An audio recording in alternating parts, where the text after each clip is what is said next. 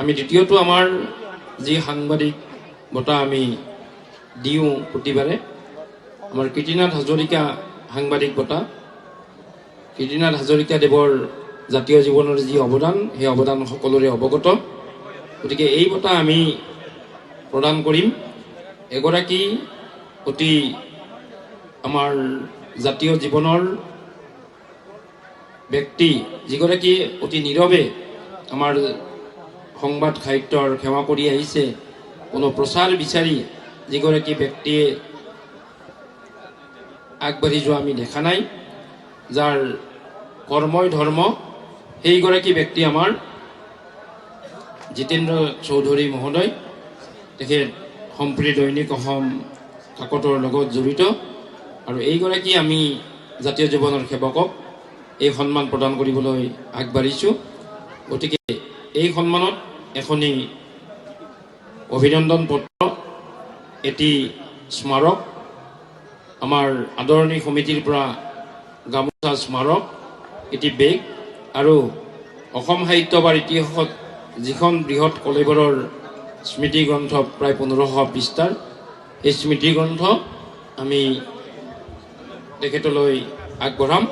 প্ৰথমে মই যিখন সম্বৰ্ধনা পত্ৰ, সেই সম্বৰ্ধনা পত্ৰখন মই পাঠ কৰি দিব বিচাৰিছোঁ। চিৰ চেনেহী মোৰ ভাষা জননী, অসম সাহিত্য সভা সপ্ততিতম দ্বিবাৰ্ষিক পাঠশালা অধিৱেশন বজালী, স্থান ভট্টদেৱ ক্ষেত্ৰ পাঠশালা, জ্যেষ্ঠ সাংবাদিক জিতেন্দ্ৰ কুমাৰ চৌধুৰীলৈ কীৰ্তিনাথ হাজৰিকা সাংবাদিক বঁটা শ্ৰদ্ধা ভাজনিছোঁ। আন্তৰিক অভিনন্দন গ্ৰহণ কৰিব।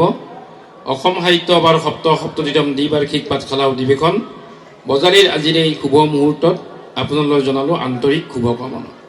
সুন্দৰৰ সাধনাৰে জীৱনৰ সৌন্দৰ্য লাভ কৰি আপুনি আপোনাৰ সৃষ্টিশীল মনৰ পৰিচয় দাঙি ধৰিছে, তাৰ বাবে আমি পৰম আনন্দিত।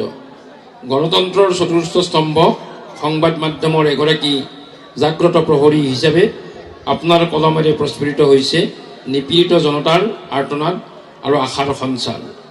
আপোনাৰ নিৰ্ভীক নিৰপেক্ষ সংবাদ সেৱাই সমাজলৈ কঢ়িয়াই আনিছে সমন্বয়ৰ বাৰ্তা। সত্যৰ হকে সদায় মাত মাতি অহাৰ বাবে সমাজে লাভ কৰিছে নিৰপেক্ষতা। বজালী জিলাৰ সৰুপেটাৰ প্ৰয়াত ফণীন্দ্ৰ কুমাৰ চৌধুৰী আৰু অনুপমা চৌধুৰীৰ ঔৰসত জন্মগ্ৰহণ কৰি BHB মহাবিদ্যালয়ত শিক্ষা গ্ৰহণ কৰি গুৱাহাটী বিশ্ববিদ্যালয়ৰ পৰা সুখ্যাতিৰে স্নাতকোত্তৰ ডিগ্ৰী লোৱাৰ পিছতো আপুনি চৰকাৰী চাকৰিৰ প্ৰতি লালয়িত নহয় সংবাদ সেৱাৰ দৰে প্ৰত্যাহ্বানমূলক বৃত্তিত জড়িত হ'ল। উদ্দেশ্য সমাজৰ অনিয়ম বেবিচাৰ দূৰ কৰা আৰু সমগ্ৰ অঞ্চলৰ প্ৰকৃত উন্নয়ন সাধন কৰা।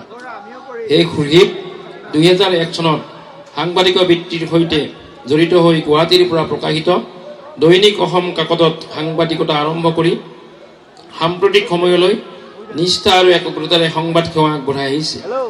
উক্ত কাকতৰ deputy chief of news bureau হিচাপে সেৱা আগবঢ়াই ৰাজ্যখনৰ বিভিন্ন গুৰুত্বপূৰ্ণ বিষয় প্ৰকাশ কৰি আহিছে। সাংবাদিকতাকে জীৱনৰ ব্ৰত হিচাপে লোৱাৰ সুবাদতে আপুনি শিশু অধিকাৰ সম্পৰ্কীয় বাতৰি, অসম বিধানসভাৰ কাৰ্যবিৱৰণীৰ শ্ৰেষ্ঠ উপস্থাপন, লুইট কেয়াৰ ৰাষ্ট্ৰীয় অনুষ্ঠান আদি কেইবাটাও বিষয়ত আপুনি বঁটা লাভ কৰিবলৈ সক্ষম হৈছে। আমি আশা ৰাখিছোঁ এইদৰে বাট বুলি আপুনি উন্নতিৰ শিখৰত আৰোহণ কৰক। তাৰোপৰি অসমলৈ বিদেশী প্ৰব্ৰজন, নেহৰুৰ পৰা মোদীলৈ অসমক ভাৰতৰ শ্ৰেষ্ঠ ৰাজ্যৰূপে প্ৰতিষ্ঠাৰ সপোন আৰু বিষ্ণুৰাম মেধিৰ পৰা সৰ্বানন্দ সোণোৱাললৈ 1952-2016 নামৰ 3খনকৈ গ্ৰন্থ প্ৰকাশেৰে সাহিত্য আৰু অসমৰ সমাজ জীৱনলৈ অশেষ অৰিহণা আগবঢ়াইছে, যিয়ে আপোনাক প্ৰকৃত অৰ্থত স্বীকৃতি দিয়াৰ লগতে আমাকো গৌৰৱান্বিত কৰিছে। আপোনাৰ কৰ্মময় জীৱন সুখ আৰু সমৃদ্ধি হোৱাৰ লগতে পৰিয়ালৰ আটাইৰে সুস্বাস্থ্য আৰু দীৰ্ঘায়ু কামনা কৰিলোঁ। অসম সাহিত্য সভা 4/2/2025। গতিকে এই আমি জ্যেষ্ঠ সাংবাদিক জিতেন্দ্ৰ কুমাৰ চৌধুৰী দেৱলৈ এই সম্বৰ্ধনা পত্ৰ আজিৰ সভাৰ সভাপতি তথা অসম সাহিত্য সভাৰ 2025-27 বৰ্ষৰ বাবে নিৰ্বাচিত সন্মানীয় সভাপতি অধ্যাপক ভাষাবিদ ডক্টৰ বসন্ত কুমাৰ গোস্বামী মহোদয়ৰ কৰকমলেৰে তেখেতলৈ আগবঢ়াব বিচাৰিছোঁ।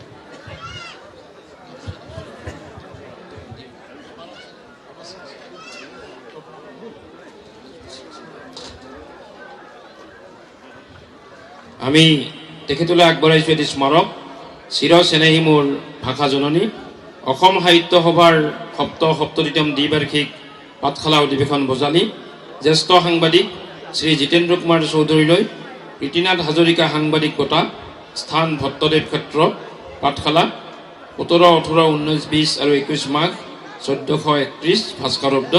গতিকে এই স্মাৰক আমি এই অধিৱেশনৰ সন্মানীয় সভাপতি শ্ৰীযুত ৰঞ্জিত কুমাৰ দাস মহোদয়ৰ কৰকমলেৰে আগবঢ়াবলৈ বিচাৰিছোঁ।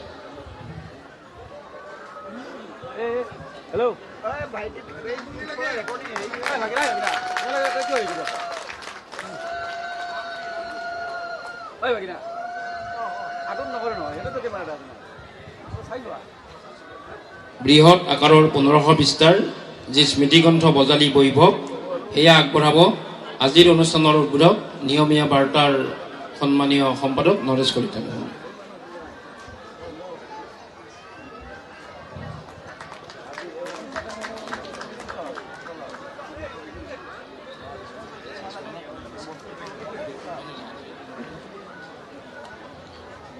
এখনি খুব সুন্দৰ বেগ আদৰণি সমিতিয়ে আগবঢ়াইছে এইখন আমাৰ আজিৰ বিশিষ্ট অতিথি বেদব্ৰত মিশ্ৰ মহোদয়ৰ হাতেৰে আগবঢ়াব বিচাৰিছোঁ।